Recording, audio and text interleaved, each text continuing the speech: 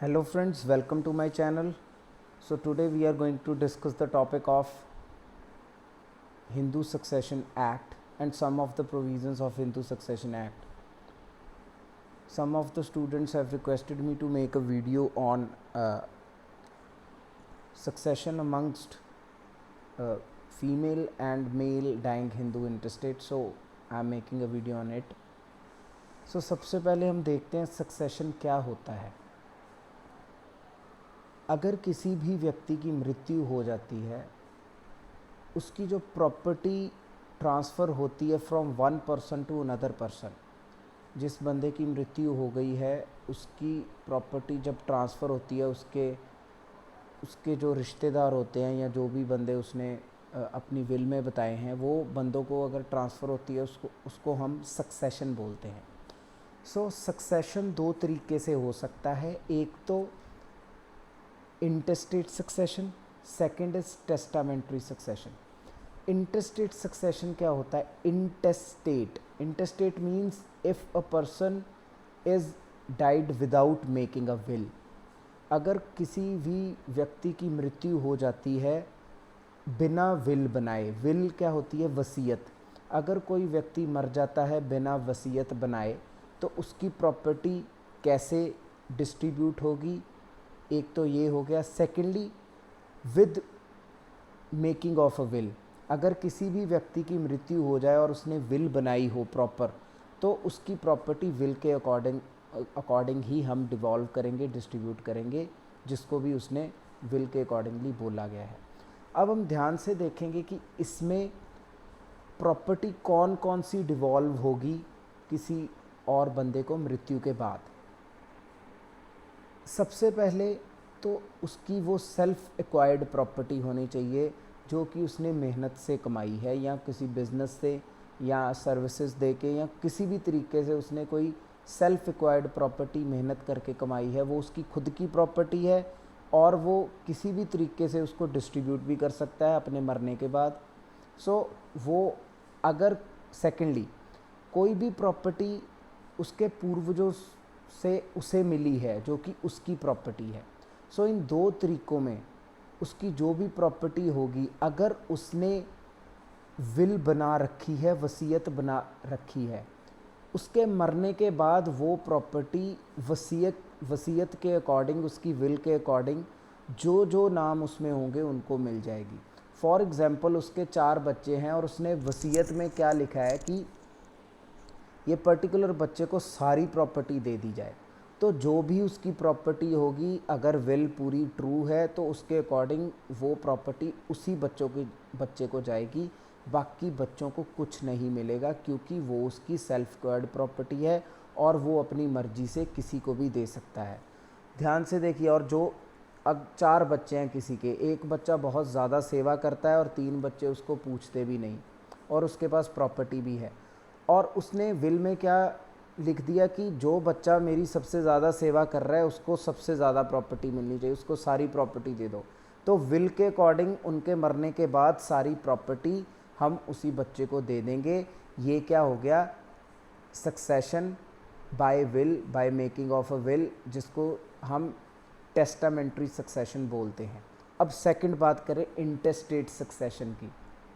इंटेस्टेट मतलब without making of a will, अगर कोई बंदा मर गया तो ये प्रॉपर्टी हम बाय इनहेरिटेंस हम डिस्ट्रीब्यूट करेंगे उसके जो नियर एंड डियर वंस हैं, जो भी उसके खून के रिश्तेदार हैं या खून के रिश्ते हैं, उनको सबसे पहले ये प्रॉपर्टी दी जाएगी। ये रूल्स हम कहाँ देखते हैं? हिंदू सक्सेशन एक्ट 1956 में। ये सबसे पहले मैंने इसलिए बताया क्योंकि ये हमें क्लियर नहीं होता और बाकी भी चीज़ें हमें क्लियर प्रोविज़न्स में नहीं होती। सो ये मैंने बेस बता दिया, आगे प्रोविज़न्स आपको अपने आप क्लियर होती चली जाएगी। सो इसमें जो भी इनहेरिटेंस होती है, जो भी प्रॉपर्टी ट्रांसफ़र होती है, वो हिंदू सक्सेशन एक्ट 1956 के अकॉर्डिंग होगी। सो अब हम डिस्कस करने जा रहे हैं कि अगर कोई भी मेल व्यक्ति बिना विल बनाए मर जाए, उसकी प्रॉपर्टी कैसे डिस्ट्रीब्यूट होगी।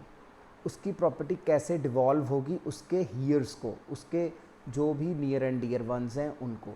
सेकेंडली हम बात करेंगे कि अगर फीमेल हिंदू डाइंग इंटेस्टेट, कोई फीमेल बिना विल बनाए मर जाए, उसकी प्रॉपर्टी कैसे डिस्ट्रीब्यूट होगी। सो चलिए हम स्टार्ट करते हैं सेक्शन 8 से लेके सेक्शन जो 11 है। सेक्शन 8 से लेके सेक्शन 11 है वो स्पेसिफिकली डील करता है when a male Hindu dying intestate, जब किसी मेल बंदे की मृत्यु हो जाती है बिना विल बनाए। सो हम देखते हैं इसमें क्या क्या प्रोविजंस हैं। सबसे पहले सेक्शन 8 में क्या है, succession in case of male Hindu dying intestate. इसमें इन्होंने साफ साफ बता रखा है कि सबसे पहले प्रॉपर्टी किसको मिलेगी, क्लास 1 हीयर्स को, उसके बाद किसको मिलेगी, क्लास 2 हीयर्स को, उसके बाद एग्नेट्स को, उसके बाद कॉग्नेट्स को। सो सेक्शन 8 में हमें 4 चीज़ें बता दी। सबसे पहले प्रॉपर्टी किसको जाएगी, मेल की मृत्यु होने के बाद क्लास 1 हीयर्स को। वो कैसे जाएगी ये मैं आपको बताऊंगा। सेकंड में क्या बताया है, क्लास 2 हीयर्स, फिर एग्नेट्स, फिर कॉग्नेट्स, ये आपको ध्यान में रखना है। एक चीज़ मैं आपको बता दूं, इनकी डेफिनेशंस बहुत ही ज़्यादा इंपॉर्टेंट होती हैं, हमें जुडिशरी में भी पूछी जा सकती हैं। जैसे full blood, half blood, uterine blood क्या होता है, एग्नेट कॉग्नेट क्या होते हैं, इनको हमें लर्न करना है और इसकी एक मैं वीडियो भी बाद में बना दूंगा। Now we are focusing on succession. So section 9 में क्या है, ऑर्डर ऑफ सक्सेशन, ये कैसे प्रॉपर्टी दी जाएगी। सबसे पहले हम प्रॉपर्टी किसको देंगे, क्लास 1 हीयर को, क्योंकि ये हमें ऊपर है। सबसे पहले क्लास 1 का मतलब पहले नंबर पे आता है, इनको पहले देंगे। और ये बताए कहाँ गए हैं, ये हिंदू सक्सेशन एक्ट 1956 का जो एक इकलौता स्केड्यूल है, शेड्यूल या स्केड्यूल जो मर्जी इसको बोल सकते हैं, उसमें ये बताए गए हैं कि क्लास 1 में कौन कौन सम्मिलित हैं और क्लास 2 में कौन कौन सम्मिलित हैं। इनको हम ध्यान से देख लेंगे। सो सेक्शन 9 में हमें क्या बताया है, ऑर्डर ऑफ सक्सेशन। सबसे पहले हम प्रॉपर्टी किसको देंगे, क्लास 1 हीयर्स को, उसके बाद क्लास 2 को, उसके बाद एग्नेट्स को, उसके बाद कॉग्नेट्स को। अब सेक्शन 10 में हमें क्या बताया, distribution of property amongst the here's. अब ध्यान से देखो, अब हमें 4 तो चीज़ें बता दी उन्होंने, लेकिन प्रॉपर्टी कैसे दें, अगर मर गया ऐसे ही बांट दे चारों को, नहीं। अब मेन चीज़ हमारी स्टार्ट होती है। अगर मेल मर गया, सबसे पहले इन्होंने बोला क्लास 1 को दी जाएगी। अब क्लास 1 में इन्होंने बहुत सारे बंदे सम्मिलित किए हैं, बहुत सारे उसके नियर एंड डियर वंस जो उसके खून के रिश्ते वाले हैं उनको उन्होंने डाला है, जो मैंने डिस्क्रिप्शन में नीचे डाला है वो आप चेक कर लीजिएगा। क्लास 1 में कौन कौन होता है, मदर हो गया, विडो, डॉटर, सन, जो भी नज़दीकी खून के रिश्ते हैं, widow of predeceased son, son of predeceased son and so on. जो ये सारे बंदे क्लास 1 में बताए गए हैं, इनको सारी प्रॉपर्टी साइमल्टेनियसली मिलेगी। साइमल्टेनियस का मतलब ये है कि जो भी क्लास 1 में जितने भी बंदे बताए गए हैं उनको वो प्रॉपर्टी इक्वली मिलेगी, उनको प्रॉपर्टी हर एक को एक एक शेयर मिलेगा। सो ये चीज़ आप ध्यान रखिएगा, क्लास 1 में सभी को एक एक शेयर मिलेगा, जितने भी वहाँ पे जितने भी रिश्तेदारों के नाम वहाँ पे बताए गए हैं। अब अगर क्लास 1 में कोई भी मौजूद नहीं है, अगर क्लास 1 में कोई भी मौजूद नहीं है, then we will move to the class 2 heirs. अब क्लास 2 में एंट्रीज बताई गई हैं, जैसे मैंने डिस्क्रिप्शन में बताया। क्लास 1 में सीधे ही बंदे बता दिए, ये सारे बंदे होंगे। क्लास 2 में एंट्रीज़ हैं, 10 एंट्रीज़ है, 1 2 3 4 5 6 7 8 9 10। और जो फर्स्ट एंट्री है वो फॉर एग्जाम्पल है ही, वो फादर है, फर्स्ट एंट्री फादर है। सेकंड एंट्री में उसके ब्रदर एंड सिस्टर आ जाते हैं, जिस बंदे की मृत्यु हुई है वो सेकंड क्लास में आएंगे। अगर फर्स्ट हीयर्स में कोई भी बंदा मौजूद नहीं है प्रॉपर्टी लेने के लिए, फिर हम सबसे पहले सेकंड क्लास के हीयर्स की फर्स्ट एंट्री देखेंगे। वो फर्स्ट एंट्री में जो भी बंदा है उसको सारी प्रॉपर्टी दे दी जाएगी, और जो बाकी 9 एंट्रीज बची उनको कुछ भी नहीं मिलेगा, वो खाली हाथ घर जाएंगे, उनको कुछ नहीं मिलेगा। अगर फर्स्ट एंट्री का बंदा भी नहीं है, फॉर एग्जांपल फर्स्ट एंट्री में फादर आते हैं, फादर नहीं है, देन सेकंड एंट्री देखेंगे। सेकंड एंट्री में अगर 3 लोग हैं, 1 2 3, वो 3 लोगों को सारी चीज़ें साइमल्टेनियसली मिलेगी, सारी प्रॉपर्टी साइमल्टेनियसली मिलेगी। ये रूल है सक्सेशन का अमंगेस्ट हिंदू।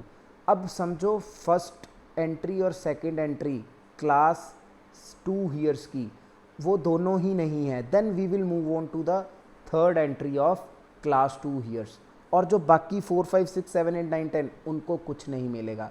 सो ऐसे हम स्टेप बाय स्टेप चलेंगे अगर कोई एंट्री में हमारे पास बंदा नहीं है। सो ये डिफरेंस है क्लास 1 ईयर्स की डिस्ट्रीब्यूशन में और क्लास 2 ईयर्स की। फॉर एग्ज़ाम्पल अब क्लास 2 के सारे बंदे हमने देख लिए, वहाँ पे कोई भी रिश्तेदार मौजूद नहीं है। वैसे तो ऐसा कोई होता नहीं है, क्योंकि कोई ना कोई रिश्तेदार निकल ही आता है क्लास 1 या क्लास 2 में। अगर बहुत ही एक्सेप्शनल सर्कमस्टांसेस हो गए, then we will move on to the third category which is agnates. अब एग्नेट्स क्या होते हैं? जो कि फादर की तरफ से, जो हमारे फादर की तरफ से जो भी हमारे रिश्ते खून के रिश्ते हैं उनको हम क्या बोलते हैं? एग्नेट्स। और जो फोर्थली क्या मिलेंगे? कॉग्नेट। कॉग्नेट कौन से होते हैं? जो हमारी मदर की तरफ से सारे रिश्तेदार होते हैं उनको हम कॉग्नेट बोलते हैं। सो सबसे पहले क्लास 1 को देंगे साइमल्टेनियसली, उसके बाद क्लास 2 के देंगे स्टेप एंट्रीज वाइज एंट्री, उसके बाद अगर कुछ भी नहीं है देन एग्नेट्स को देंगे प्रॉपर्टी, फोर्थली प्रॉपर्टी किसको डिस्ट्रीब्यूट करेंगे? कॉग्नेट्स को। ऐसे हम डिस्ट्रीब्यूशन करते हैं अमंगस्ट हिंदू, अगर हिंदू मेल की मृत्यु हो जाए। अब देखते हैं नेक्स्ट सेक्शन क्या है। अब इसमें हमें एक चीज़ मैं आपको ऐसे ही बता देता हूँ, जो हमारे सेक्शन 11 12 हैं उसमें हमें और क्लैरिफाई किया गया है कि कैसे कैसे हम इनमें भी प्रॉपर्टी डिस्ट्रीब्यूट करेंगे। मेनली सेक्शंस आगे बढ़ाए गए हैं क्लैरिफिकेशन के लिए कि प्रॉपर्ली क्लैरिफाई हो जाए कि प्रॉपर्टी डिस्ट्रीब्यूट कैसे होती है। अब हम क्लास 1 की बात करते हैं। क्लास 1 में कौन कौन होते हैं? मदर, विडो, डॉटर, सन। अब अगर किसी भी व्यक्ति के 5 लड़के और 3 लड़कियां हैं और उसके पास एक मदर है और एक वाइफ है, अब उसके पास 10 करोड़ रुपया है, वो 10 करोड़ कैसे डिस्ट्रीब्यूट होगा? 5 लड़के हैं, 3 लड़कियां हैं, एक मदर है, एक वाइफ है, सभी को 1-1 करोड़ रुपया जाएगा। 5 लड़कों को 1-1 करोड़ दे दिया, फिर 3 लड़कियों को 1-1 करोड़, इसमें कोई भेदभाव नहीं है लड़के लड़की में। उसके बाद एक वाइफ को करोड़ रुपया दे दिया, एक मदर को करोड़ रुपया दे दिया। अब फॉर एग्जाम्पल उस बंदे ने उसकी एक से ज़्यादा वाइफ्स हैं, ये भी हो सकता है। एक्ट पास होने से पहले polygamy was allowed in under the Hindu law, not under the Hindu law, under the uncodified law. So अगर उस बंदे की एक से ज़्यादा पत्नी है, देन क्या होगा? पत्नी उसकी वाइफ का एक ही शेयर रहेगा और ज़्यादा शेयर नहीं देंगे उनको एक ही शेयर मिले। फॉर एग्जांपल एक बंदे की 3 पत्नियां हैं, 5 लड़के थे, 3 लड़कियां थी, एक मदर थी और 3 पत्नियां हैं, टोटल 12 बन गए। लेकिन हम कितने पैसे देंगे? 5 करोड़ लड़कों को, 3 करोड़ लड़कियों को, 1 करोड़ मदर को और 1 करोड़ तीनों बीवियों को देंगे, और हम उनको अलग अलग पैसे नहीं देंगे। ये हमारे रूल्स में क्लैरिफाई किया गया है आगे। सेकेंडली, अगर कोई बच्चा मर गया है, फॉर एग्जांपल उन 5 लड़कों में से एक लड़के की मृत्यु हो गई है और उसके आगे एक सन और एक डॉटर है, इसको हम क्या बोलेंगे? प्रीडिसीज्ड सन्स डॉटर। अगर डॉटर और सन, प्रीडिसीज्ड सन्स, सन और डॉटर, और उसका जो शेयर है उसके डॉटर और सन में इक्वली डिवाइड हो जाएगा। ऐसे ऐसे हम डिस्ट्रीब्यूट करेंगे क्लास 1 में इसमें ये क्लैरिफाई किया गया है। और एग्नेट्स में कैसे डिस्ट्रीब्यूट करेंगे ये हम ध्यान से, आप इन प्रोविज़न्स को ध्यान से देख लेना, जो मैंने अभी बोला है इनको ध्यान में रखते हुए ही प्रोविज़न्स को अगर आप पढ़ोगे तो आपको ये क्लैरिफाई हो जाएगा, नहीं तो नहीं होगा। इसमें एग्नेट्स क्या होते हैं? एग्नेट मैंने बोला है जो हमारे फादर की साइड से रिश्तेदार होते हैं, उसमें सबसे पहले एसेंट देखेंगे। एसेंट मतलब असेंडिंग ऑर्डर में जो भी हमारे ऊपर वाले पूर्वज हैं, फादर, फोर फादर्स, चाचा जी, ताया जी, जो भी इसमें से बनते हैं, जो भी नियरेस्ट रिलेशन होगा, जो भी नियरेस्ट होगा उनको सारी प्रॉपर्टी दे देंगे अगर क्लास 1 या क्लास 2 मौजूद नहीं है, इसमें नियरेस्ट माना जाएगा। अगर एग्नेट्स भी कोई भी नहीं है देन कॉग्नेट्स को हम प्रॉपर्टी देंगे। और इफ़ अगर हमारे पास कोई भी चारों में से कोई भी क्लास नहीं है, ना क्लास 1 है, ना क्लास 2 है, ना एग्नेट है, ना कॉग्नेट है, फिर हम किसको प्रॉपर्टी देंगे? कोई बंदा है ही नहीं उस प्रॉपर्टी का बाली वारिस, देन हम किसको दे देंगे? दे देंगे नहीं, गवर्नमेंट अपने आप ही ले लेगी। उसको क्या बोलते हैं? Doctrine of escheat.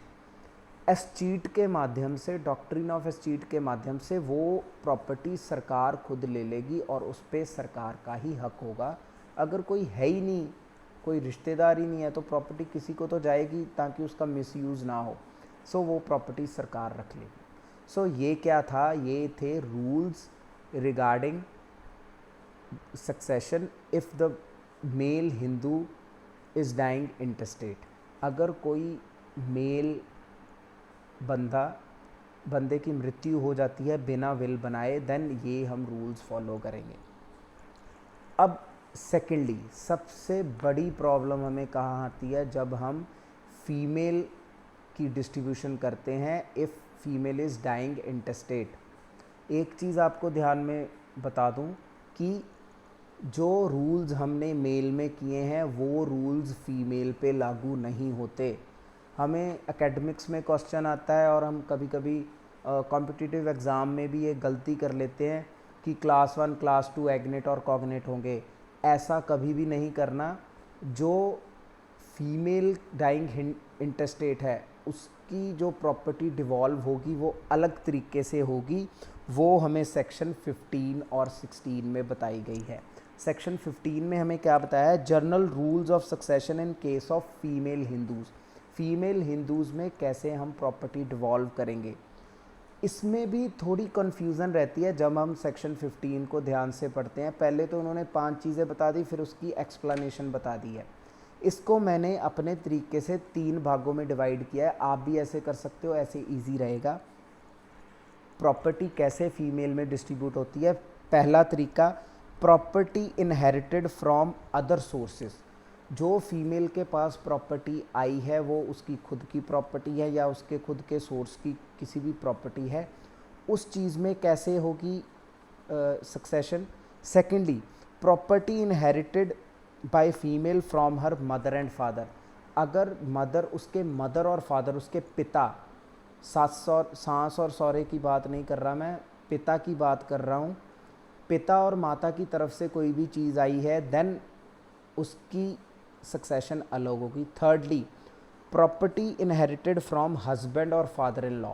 इन तीनों के केसेस में मैं अलग अलग चीज़ें बताऊंगा, वो आपने देख लेनी है। प्रोविज़न्स का भी यही मतलब निकलेगा।